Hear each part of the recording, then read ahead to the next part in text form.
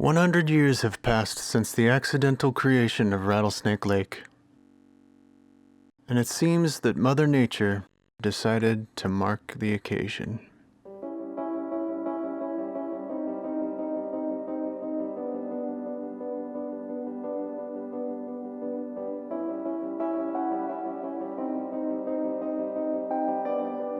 Revealing the mysteries she has long been concealing.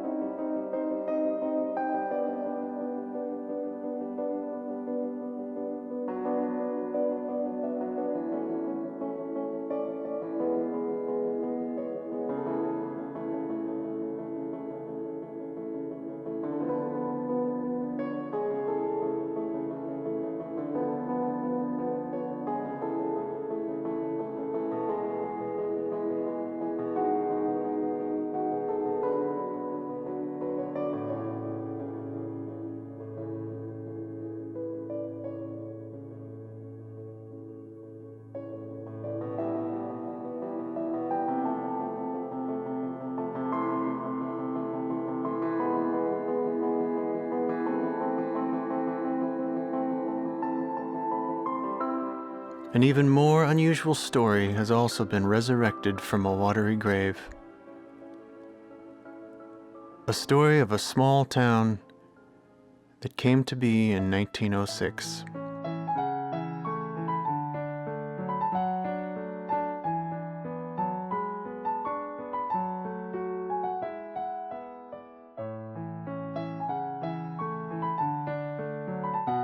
Moncton, Washington began as a railroad worker camp,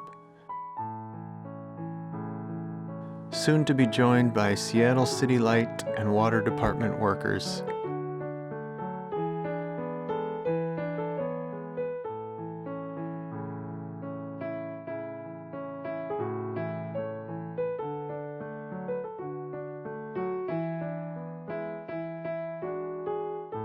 Accompanied, of course, by their families.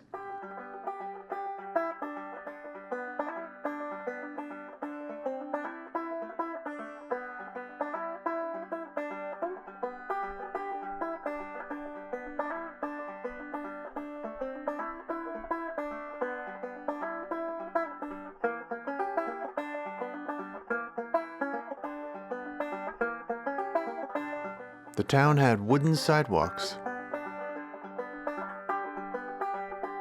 its own hotel,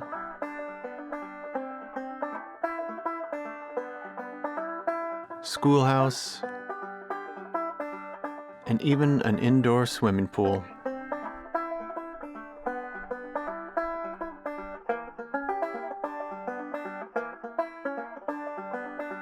There was a small seasonal pond at the far end of town that some residents called Rainy Day Lake.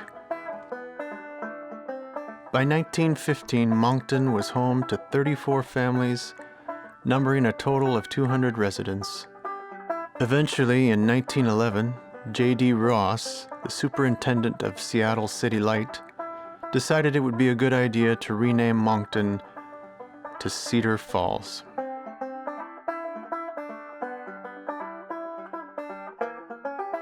But to properly tell this town's story, we must go back to 1889 and the bustling young city of Seattle. Seattle had grown to 20,000 residents due to the strength of its timber and export industries.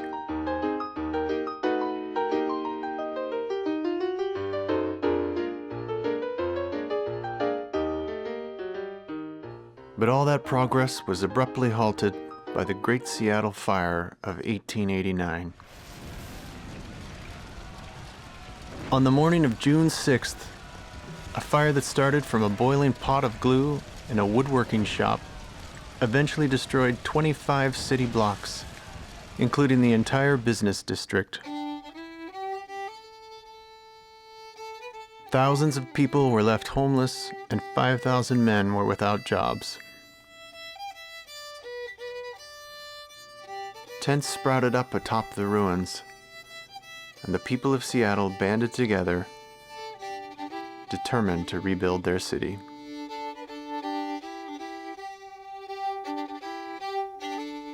After the abysmal performance of the city's water supply in fighting the fire, one of the first things done was to put to vote the overhaul of the city's water system. It passed overwhelmingly, and soon after, Mr. R.H. Thompson became the city engineer, and he already had his sights on the Cedar River watershed as a means of securing Seattle's future water supply.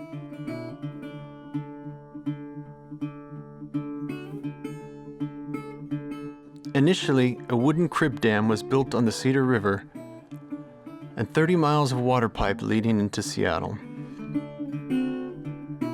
The city allowed timber companies to harvest most of the trees first, which in turn made the land much cheaper to purchase.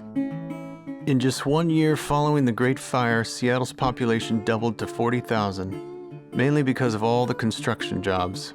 Then the Klondike Gold Rush in 1897 caused the greatest boom period for Seattle, resulting in the need for more power.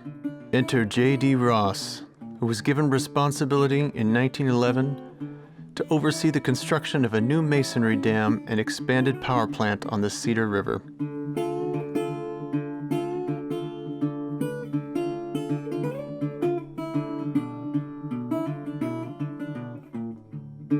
Construction began in 1912 and was considered at that time to be the largest concrete dam in the world.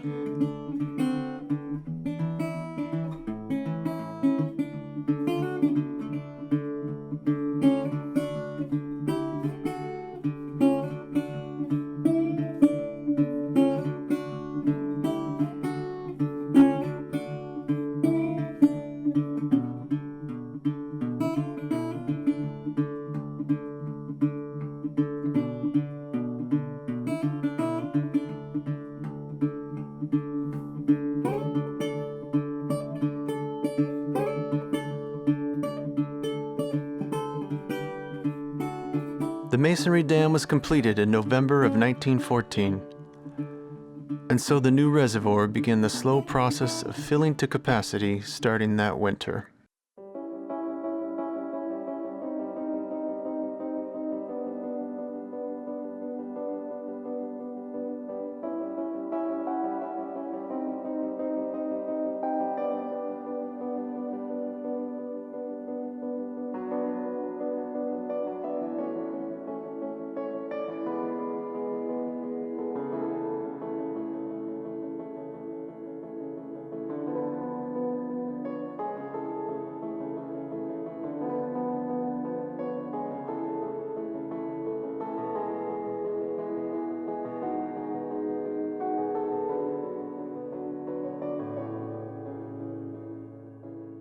With the advent of spring and the usual northwest rains, the reservoir was rising as expected.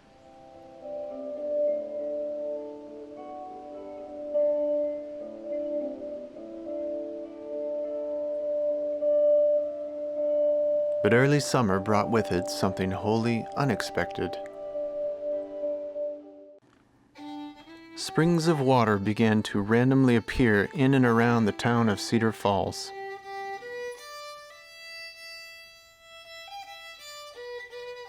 Residents began to take notice as sidewalks became submerged in the lower part of town.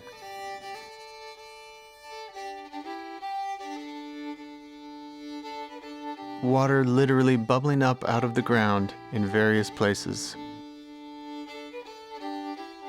It was soon discovered that the land between the new reservoir that the masonry dam had created and the town of Cedar Falls was an ancient glacial moraine that was mainly porous silt and sand covered by forest.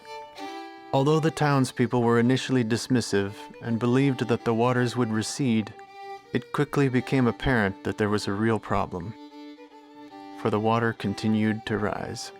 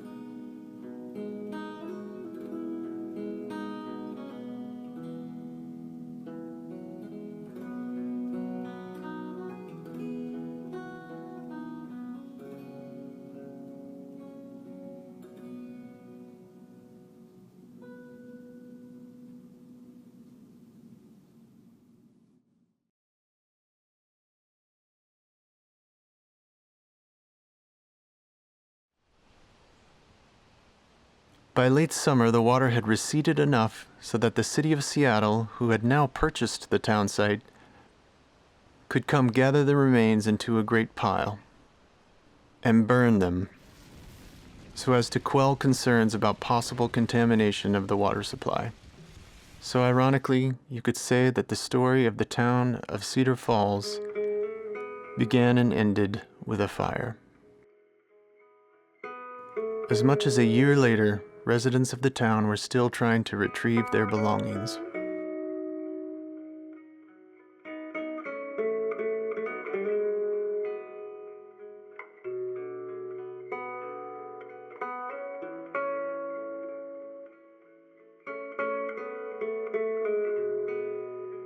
And so ends the story of a town with a brief existence.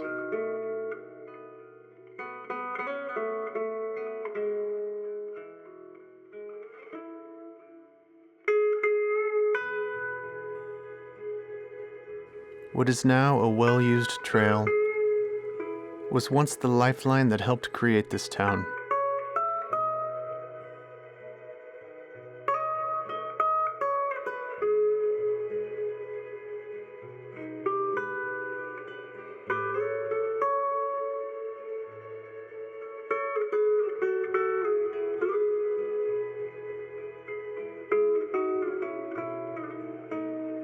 Sparse remains uncovered remind us of what was and what is now gone.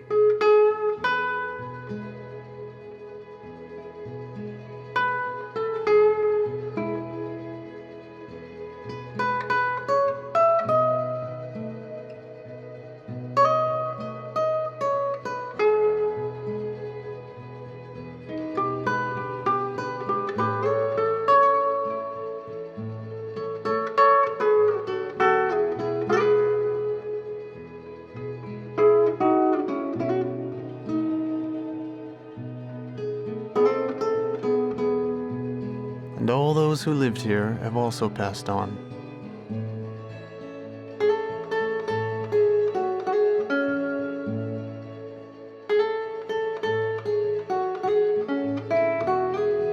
But perhaps bringing their memories to life will let their spirits live on.